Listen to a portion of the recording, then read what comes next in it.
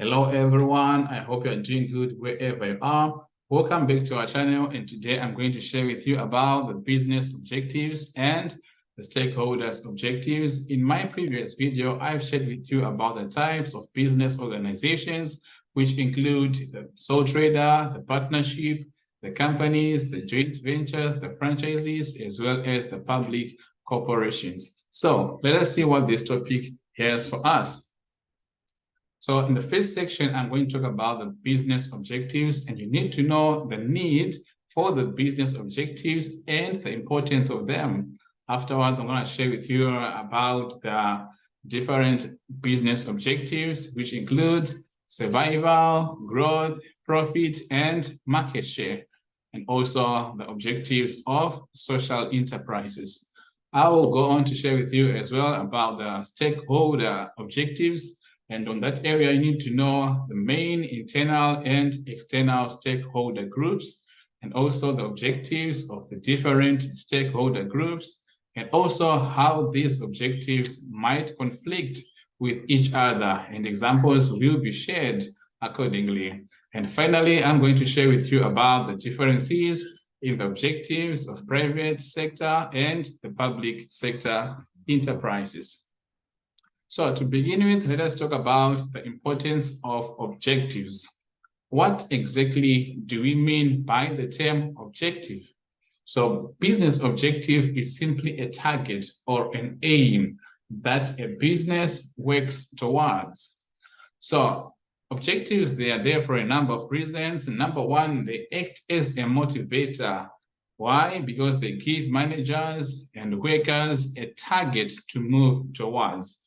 Meaning to say all their efforts will be directed towards the achievement of that set objective.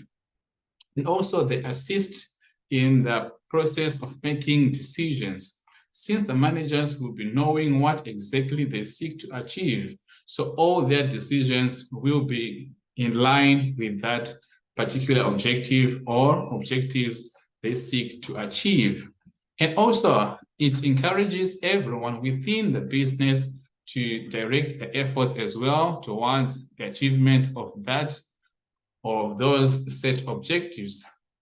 So whether you're working under the finance department, marketing department, production department, everyone within the organization will be contributing towards that set goal or objective. So managers can see if the business has achieved its goals or not. So objectives are meant for that, for evaluation of your current objectives or your current activities versus your set objectives. So if your current activities are deviating from your set objectives, then managers will put in place some corrective measures to align their current activities with their set objectives. So all that is possible when you have SMART objectives. I guess you remember that. SMART being an acronym, your objectives should be specific, measurable, attainable, realistic, as well as time frame. So we have two sectors: the public sector, which has all the businesses owned and run by the government or the state. And we have the private sector businesses, which defines all the businesses owned and run by individuals or the private businesses. So these two sectors, they have their set of objectives, which includes the following.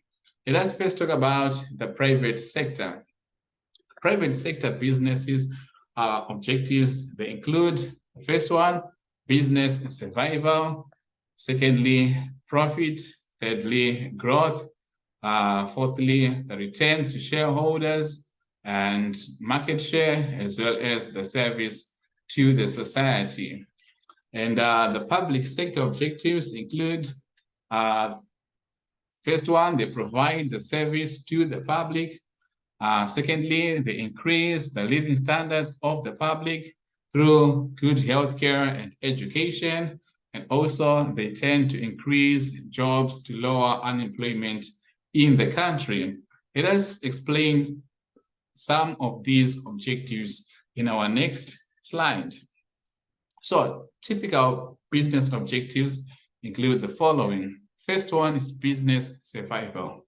So economies or countries, they may or they do experience some economic hardships in which a business will be trying by all means to survive through the economic times which are harsh towards their business.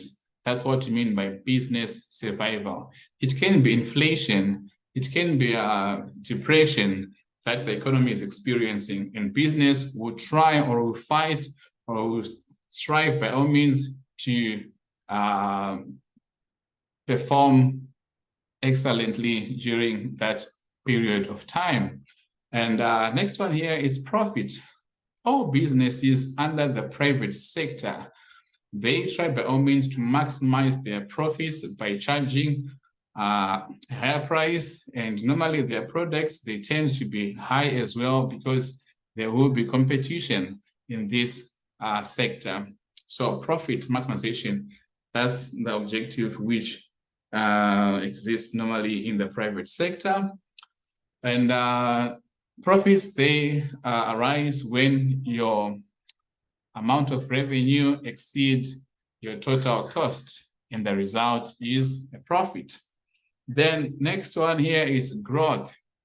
Growth exists after survival. The moment you survive during the bad economic times, next thing now you try by all means to grow, to grow your market, to expand your business, opening branches in a number of countries, producing 2, 3, or 5 more products that you can sell to the market and be able to generate a good amount of revenue. And even also to increase the number of employees that you have. All that is a sign of growth. So it happens after survival normally. And also market share. Businesses, they try by all means to attract a number of customers locally and also internationally. And by doing that, they become popular, they become well-known, they create a brand name to themselves in all these countries they are attracting their customers from. And that means higher revenue on their side and more profits will be generated afterwards if their costs are lower. And lastly, we can talk about the service to the society. Most businesses or many businesses, mostly in the private sector and some in the public sector, they try by all means to better the society through first social. They provide the social aid. In this case here, we are simply talking about them providing more jobs to the society, employing more people. And by doing that, that means the living standards of the people they are providing those jobs to will be improved. And also, they try by all means to support even the people who are economically marginalized. Some are disabled, you know, they cannot even work on their own. They try to donate through the social responsibility programs. And also environmental support. Some businesses, they try by all means to protect the environment by not cutting down trees or producing too much carbons, which affect the environment. And next one, through financial aid. Some businesses, they try by all means to do or to perform some activities that help them generate some profits, which will then be invested back to the social enterprise to expand their social work that they perform. So these are some of the objectives which we can talk about when it comes to the businesses. And these objectives, they do change over time. For example, a new business that has survived a few years, so that the managers decide to change the objective to maximize profit. So when you survive the economic hard times, next objective, you may think about growing your business, and maximizing your profits. So time also determines the changes of your objectives. And next part, let's talk about the stakeholders. Stakeholders, they are simply the people or organizations who have a direct interest in the performance and activities of a business, and they have the ability to influence their decisions. So there are many, and their objectives will often be different and conflict with that of other objectives. Why do we say that? For example, the government may want cheaper services to be provided by a transport company. Why the transport company wants a higher price in order for them to secure a good profit. So these stakeholders will have their objectives conflicting with each other. So let us talk more about these objectives. Remember, these stakeholders, they come in two categories, internal and external. Let's talk about first the internal stakeholders, those who are found within the business itself. So these ones, they include, the first one is the owners. Owners are, or they can either be the sole proprietor, the partners, the shareholders, or any other owner of a business. And they are the ones responsible of investing their funds into the business, setting it up, and making sure that all other factors are available to start and operate the business. And their objective is to generate a profit for the business so that they can have good return on their investments. So they want a profit. And they also want the business to grow so that they can generate more revenue and more profits afterwards. And also, secondly, we have what we call the workers. Workers are known also as employees of the business.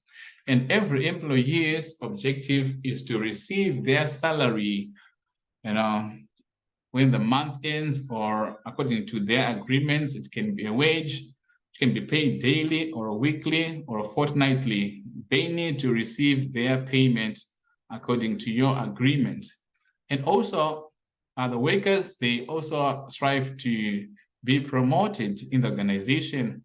After spending a number of years in the organization, an employee desires to get a job promotion, which may also come along with an increased salary. And also, the workers, they want job security, in which the employer may provide the contract of employment, as that also acts as a job security. When employees know that they're going to be working in this organization for the next 2 years, receiving this amount of salary and working within this number of hours, that provides a job security, unlike an employee who works with no employment contract. And the third internal stakeholder that we have are the managers. Managers, in as much as their employees, they are responsible of controlling other workers' activities. And just like all the employees, they desire to be paid a higher salary. And also, they need job security through the employment contracts. And they also desire to see the company or the business growing and becoming successful and gaining a better status or prestige in the market in which they're operating in. So that's what managers desire to have. Then, secondly, let's talk about the external stakeholders, the ones who are found outside the business itself. And they include, number one, the consumers. The consumers are known also as the customers who buy the goods and services from the business. And their objective includes good products from the business, reliable service, and maintenance from the company. And generally, what they want are lower prices and higher quality products. That's what every consumer desires from the company. And secondly, the government. The government is the one responsible for the economy of the country, and they're the ones who set the laws to protect the customers and the employees as well. So they desire to see the businesses becoming successful. And by doing that, they will be employing a lot of its citizens. That means less unemployment. And the moment they employ more people and they are also running successfully, that means they're going to pay a lot of taxes to the government. So they increase tax revenue. And hence, they contribute also to the country's output, which is known as the gross domestic product. All right. And thirdly, let's talk about the community. Community is interested in how the business affects the local community. For example, job creation, through creating employment, protecting the environment. So what they want actually from the business are the jobs for the people, environmentally friendly businesses, safe products for their customers. So that's what the community wants from you. But now if you go on now to produce goods which destroy their livelihoods, goods which destroys, which produces too much carbons, that affects the community. So they want all this from you as the business. And lastly, let's talk about banks. Banks are there to lend money for the business to start up. And the moment that businesses are operating, the banks also want the business to have enough money to pay them back. So if you borrow a loan from a bank to start your business, make sure you pay back on time for you to keep on having good relations with that particular bank. Next time, you may need more funds from them, and they will be in a position to give you even a huge amount of loan because you have created a good relationship with the bank. All right, so next slide here, let's talk about the stakeholder conflicts. So we now know the stakeholders that we have and their objectives that they also desire to come from the business. So let us see how these objectives might conflict. First one, the managers of a business may want to build a factory in an area, which is a good thing. But however, the local community may be against this as it may cause pollution and noise in the area. So we already have a conflict here. In as much as the factory may go on to employ more people from the community, but also pollution and noise will affect the community. So that's number one. Second one, the owners want to use cheaper, low quality materials to lower the product costs and to increase their profits if it is a private sector business. This is a good thing. They want to increase their profits because profits is one of their business objectives. But however, the consumers may be against this and the quality of the products they are buying will be lowered. So what the consumers want are lower prices and high quality products. So if you decide to make your own profits by buying lower quality materials, then customers may switch to buy your competitors' products, which are of better quality than yours. So you may lose your market share thereafter. And lastly, employees may want higher wages and better working conditions, which may not be profitable And in some cases, they may go on to join a union and try to put pressure on a business to achieve their objectives. So this might also be in contrast with what the business is desiring. Businesses, they want to make more profits. And you as employees want to wash away those profits through calling for higher wages and better working conditions. And that will go on to reduce the amount of profits they have generated. Probably they want to expand the business, to buy more machines, and such will not come into existence if they're going to pay you a higher wage. All right, so that's all about this topic here. Thank you very much for listening, and I hope you have enjoyed the video. And don't forget to subscribe and share this video with your friends and family, and tell them to subscribe as well. And if you have any question or any viewpoint you want to share with me, feel free to send me an email through my email address below. I hope to see you again in my next video. Enjoy your day. Ciao.